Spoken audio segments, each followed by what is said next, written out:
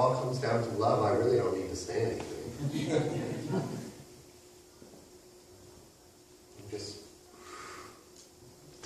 letting it sink in on a deep level, standing here in this space as TJ's guest speaker, really just vibrating with what he has created, what we have created, because we all are awakened living.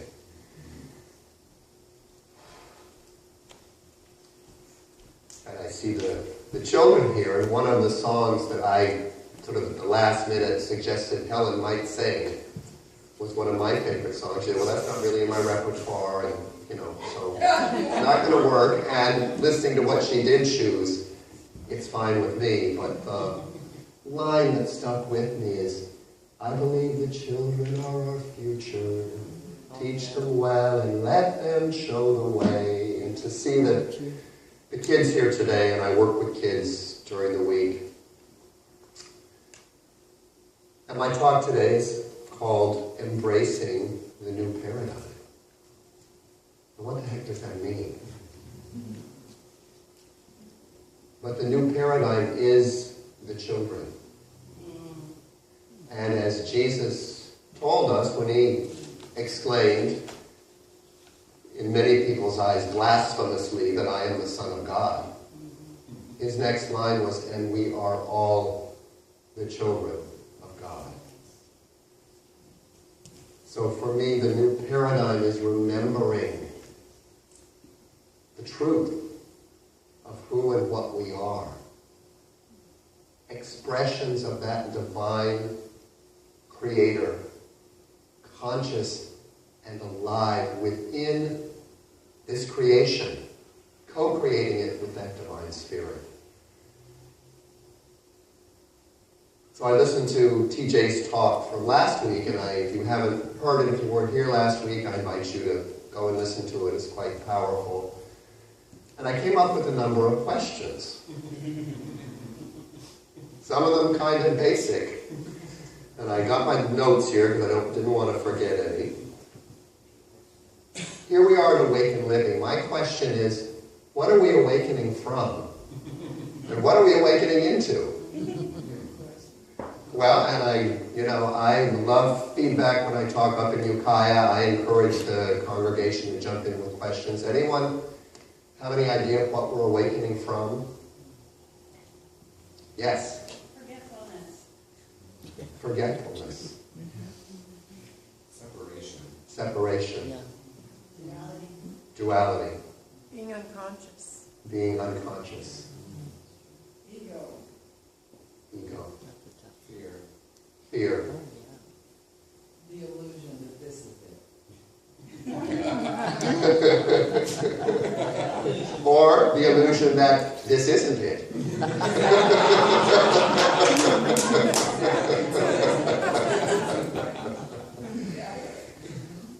So my feeling of what we're awakening from brings me to kind of the subtitle of my talk today, which is the relationship between consciousness and karma. Karma is a term that we all talk about, we've all heard of, cause and effect. We all have probably our own definitions of what it means. But for me, karma it's like an oil deposit that we all have within us. It's unresolved or unintegrated stuff that we've lived through, that we didn't quite know how to handle, so we shoved. And it wants to come up to be healed or to be integrated by becoming conscious. It's our power. And so when those things that come up in my life that I say, oh my God, why is this happening again? I've learned that the reason it's happening again because there's some real valuable stuff there. It's my creative ability creating another drama or another event to allow me to feel this unresolved power that exists within me. And so my job, if I'm choosing to become conscious, to awaken, to step out of duality, is to realize that this event isn't separate from me. That literally this feeling inside me created that event, not the other way around. There's an unresolved feeling that is creating something that will get my ego mind to focus on what's really going on inside. And when I allow myself to feel it, I almost always become aware that, wow, this feeling that's in here is really way out of proportion to what's happening out there. What's out there is really not that important. What's important is this power in me, and when I can sit with it and breathe into it, it does what the Tibetan Buddhists call the feeling self liberates, which is their path to freeing ourselves from karma, the unconscious play of drama in this reality. And it allows us to move into what, in my view, we are awakening to. For a lot of us, the spiritual journey has been about healing, about trying to feel good inside ourselves, feel balanced, feel connected, feel like we make a difference. Once we've healed, that's what happens. We move into that ability to then consciously make a difference, to consciously choose. We become conscious creators of our own life. Truth is, we're creating everything. Every drama, every struggle, everything that shows up in your life comes to you because you put that energy out there.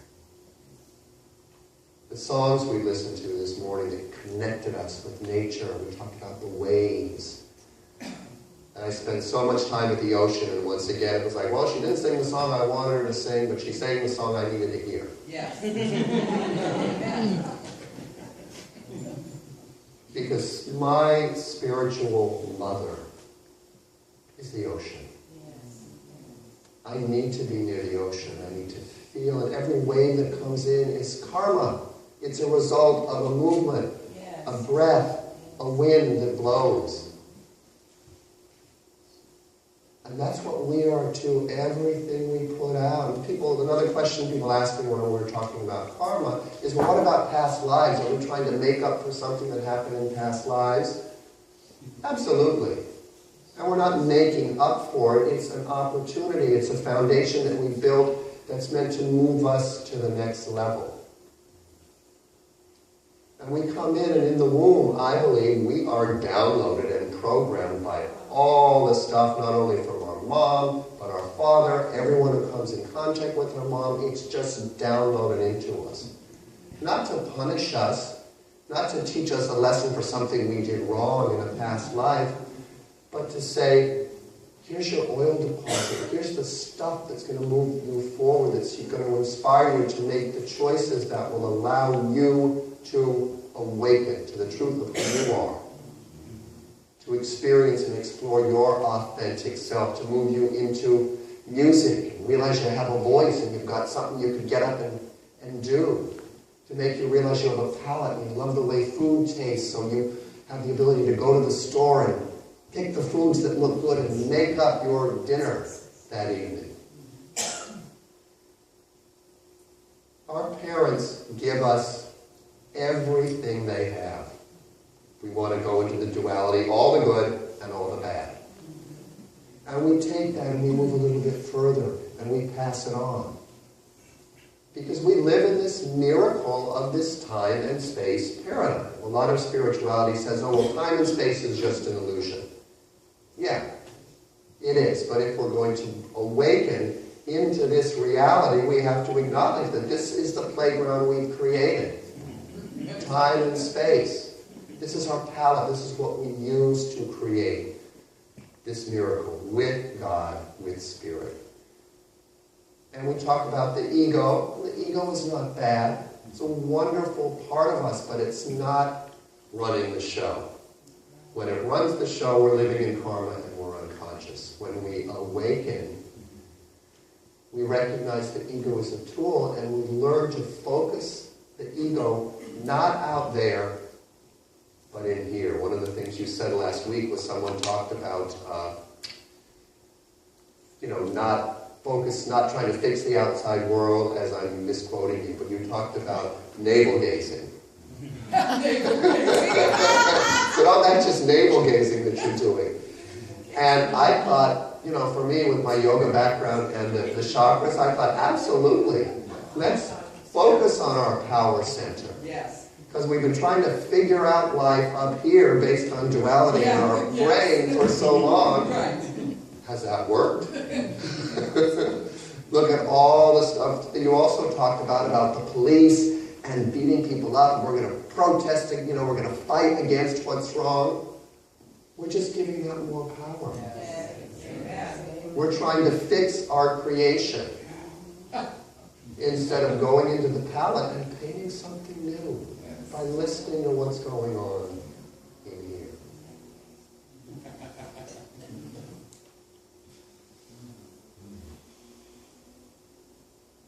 So just take a moment to breathe into that solar plexus. Let's do some navel gazing. New phrase. Allow yourself to float out of the mind and just sink down into this belly, the gut, where we feel things. And as you sit there, I'm going to read this quote that popped out of me, and as I read my notes this week, I had no person to ascribe this to, so I guess this came from me.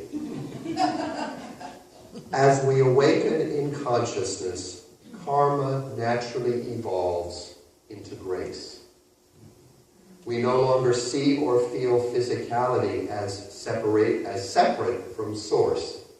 We recognize our physical experience as our unique expression of source, as our point of power and choice as conscious creators of our reality.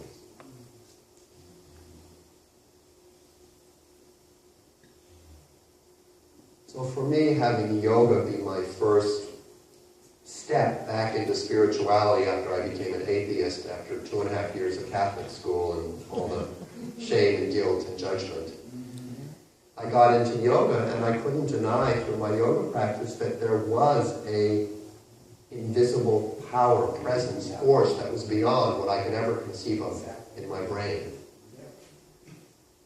And so my physical body is a wonderful teacher. It is my God in many ways.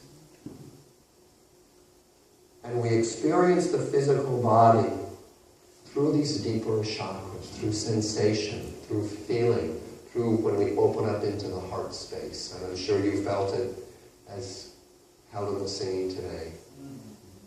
That energy that opens up into the moment. I felt it as we stood up here and all held hands and felt the connection that's beyond words, beyond thoughts, but it's present and it's powerful. In unity we have a saying, there is only one presence and one power active in the universe and in my life, God the good, omnipotent.